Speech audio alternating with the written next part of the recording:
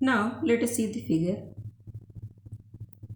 Now let us see address binding. User programs typically refer to memory addresses with symbolic names. These symbolic names must be mapped or bound to physical memory addresses. Address binding of instructions to memory addresses can happen at three different stages. First is compile time. If it is known at compile time where a program will reside in physical memory, then absolute code can be generated by the compiler containing actual physical addresses. However, if the load address changes at some later time, then the program will have to be recompiled. Load time. If the location at which a program will be loaded in is not known at compile time, then the compiler must generate a locatable code which references addresses relative to the start of the program. If that starting address changes, then the program must be reloaded but not recompiled. Execution time. If a program can be moved around in memory during the course of its execution, then binding must be delayed until execution time. Now let us see the figure. Now let us see logical versus physical address space. The address generated by the CPU is logical address, whereas the memory addresses where programs are actually stored is a physical address. The set of all logical addresses used by the program composes the logical address space, and the set of all corresponding physical addresses composes the physical address space. The runtime mapping of the logical to physical addresses is handled by the memory management unit MMU. One of the simplest is a modification of the base register scheme. The base register is termed a relocation register. The value in the relocation register is added to every address generated by a user process at the time it is sent to memory. The user program deals with the logical addresses, it never sees the real physical address. See the figure. Now let us see dynamic loading. This can be used to obtain better memory space utilization. A routine is not loaded until it is called. This works as follows. Initially, all routines are kept on disk in a relocatable load format. Firstly, the main program is loaded into memory and is executed. When a main program calls the routine, the main program first checks to see whether the routine has been loaded. If the routine has been not yet loaded, the loader is called to load the desired routine into memory. Finally, control is passed to the newly loaded routine. Advantages. An unused routine is never loaded, useful when large amounts of code are needed to handle infrequently occurring cases. Although the total program size may be large, the portion that is used and hence loaded may be such as much smaller, does not require special support for the OS. Now let us see dynamic linking and shared libraries. With a static linking library module get fully included in executable modules, wasting both disk space and main memory usage, because every program that included a certain routine from the library would have to have their own copy of that routine linked into their executable code. With dynamic linking, however, only a stub is linked into the executable module containing references to the actual library module linked in at runtime. The stub is a small piece of code used to locate the appropriate memory resident library routine. This method saves disk space because the library routines do not need to be fully included in the executable modules. Only these stubs and added benefit of the dynamically linked libraries DDLs, also known as shared libraries or shared objects on the Unix system, involves easy upgrades and updates. Shared libraries. A library may be replaced by a new version, and all programs that reference the library will automatically use the new one. Version info is included in both the program and library so that programs won't accidentally execute incompatible versions. Now let us see swapping. A process must be loaded into memory in order to execute. If there is not enough memory available to keep all running processes in memory at the same time, then some processes that are not currently using the CPU may have their memory swapped out to a fast local disk called backing store. Swapping is the process of moving a process from a memory to backing store and moving another process from the backing store to memory. Swapping is a very slow process compared to other operations. A variant of swapping policy is used for priority based scheduling algorithms. If a higher priority process arrives and wants service, the memory manager can swap out the lower priority process and then load and execute the higher priority process. When the higher priority process finishes, the lower priority process can be swapped back in and continued. This variant of swapping is called rollout or roll in. Swapping depends upon address binding. If binding is done at load time, then a process cannot be easily moved to a different location. If binding is done at execution time, then a process can be swapped into a different memory space because the physical addresses are computed during execution time.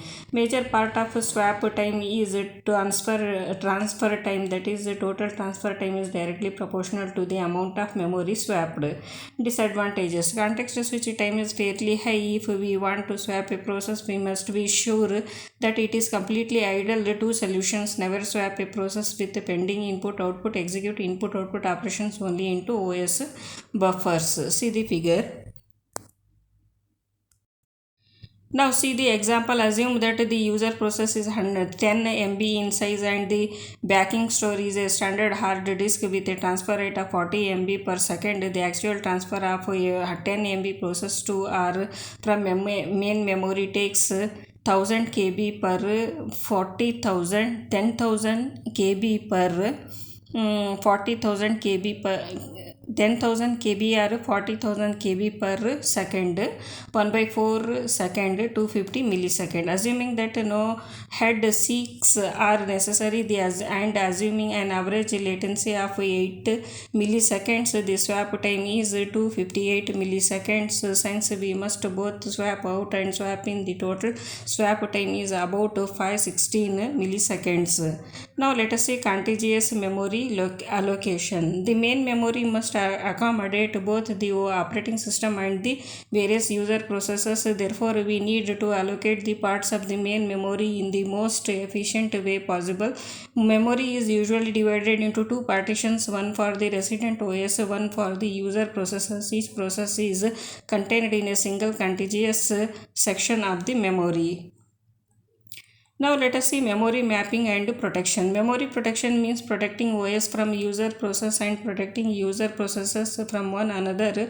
Memory protection is done using relocation. Register contains the value of the smallest physical address. A limit register contains the range of the logical addresses. Each logical address must be less than the limit register. The MMU maps the logical address dynamically by adding the value in the relocation register. This mapped address is sent to memory when the CPU scheduler selects a process for execution. The dispatcher loads the relocation and limit registers with the correct values. Because every address generated by the CPU is checked against these registers, we can protect the OS from the running process. The relocation register scheme provides an effective way to allow the OS size to change dynamically. Transient OS code that comes and goes as needed to save memory space and overhead for unnecessary swapping.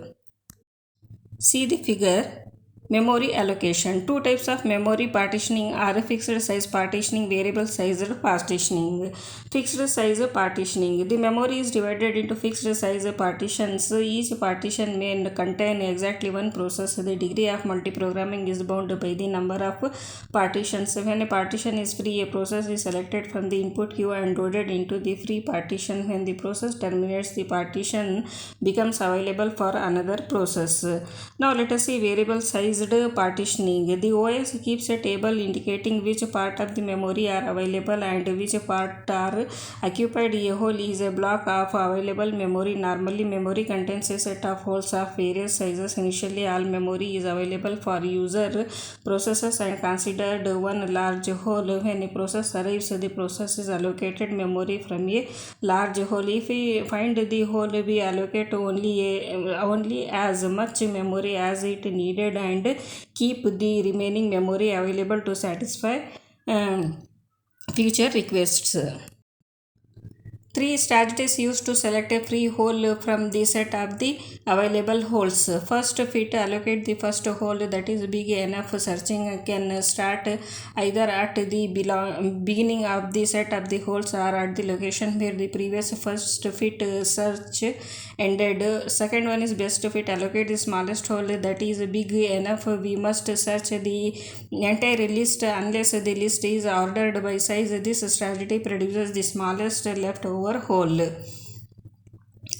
Worst fit, allocate the largest hole. Again, we must search the entire list unless it is sorted by size. This strategy produces the largest leftover hole. First fit and the best fit are better than worst fit in terms of decreasing time and storage utilization. Now let us see fragmentation. Two types of memory fragmentation: internal fragmentation and external fragmentation. Internal fragmentation. The general approach is to break the physical memory into fixed size blocks and allocate memory in units based on block size. The allocated memory is to a process may be slightly the allocated memory to a process may be slightly larger than the requested memory. The difference between requested memory and allocated memory is called internal fragmentation, that is unused memory that is internal to a partition. Now let us see external fragmentation. External fragmentation occurs when there is enough total memory space to satisfy a request but the available spaces are not contiguous, that is storage is fragmented into a large number of small holes. Both the first fit and best fit strategies for memory allocation suffer from external fragmentation. Statistical analysis of first fit reveals that given n allocated blocks, another 0.5 n blocks will be lost to fragmentation. This property is known as the 50% rule. Now let us see two solutions to external fragmentation. Compaction. The goal is to shuffle the memory contents to place all free memory together in one large whole. Compaction is possible only if relocation is dynamic and done at execution time. Permit the logical address space of the process to be non-contiguous. This allows a process to be allocated physical memory whenever such memory is available. Two techniques achieve this solution: paging and segmentation. Now let us see paging. Paging is a memory management scheme. This permits the physical address space of a process to be non-contiguous. This also solves the considerable problem of fitting memory chunks of varying sizes onto the backing store. Traditionally, support for paging has been handled by hardware. Recent designs, the hardware and OS are closely integrated. Now let us see basic method of paging. The basic method for implementing paging involves breaking physical memory into fixed size blocks called frames and breaking logical memory into blocks of the same size called pages. When a process is to be executed, its pages are loaded into any available memory frames from the backing store. The backing store is divided into fixed size blocks that are of the same size as the memory frames. The hardware support for paging is illustrated as shown in the figure. Now let us say address generated by CPU is divided into two parts. See the figure 2. Page number P is used as an index to the page table. The page table contains the base address of each page in physical memory. Offset D is combined with the base address to define the physical address. This physical address is sent to the memory unit. The page table maps the page number to a frame number to yield a physical address. The page table maps the page number to a frame number to yield a physical address which also has two parts: the frame number and the offset within that frame. The number of bits in the frame number determines how many frames the system can address, and the number of bits in the offset determines the size of each frame. The paging model of memory is as shown in the figure. Now the page size, like the frame size, is defined by the hardware. The size of the page is typically a power of 2, varying from 512 bytes and 16 MB per page depending on the computer architecture. The selection of a power of 2 as a page size makes the translation of a logical address into a page number and page offset. If the size of the logical address space is 2 to the power of m and a page size is 2 to the power of n addressing units, bytes or words, then the high order m-n bits of a logical address designate the page number and the n lower order bits designate the page offset. Thus the logical address is as follows. See the figure. Page number P m-1, page offset dn.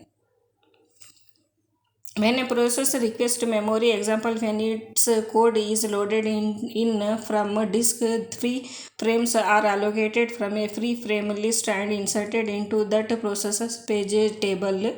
Processors are blocked from accessing anyone else's memory because all of their memory requests are mapped through their page table. There is no way for them to generate an address that maps into any other processor's memory space. The operating system must keep track of each individual processor's page table, updating it whenever the processor's pages get moved in and out of the memory and applying the correct page table when processing system calls for a particular process. This all increases the overhead involved when swapping processes in and out of the CPU.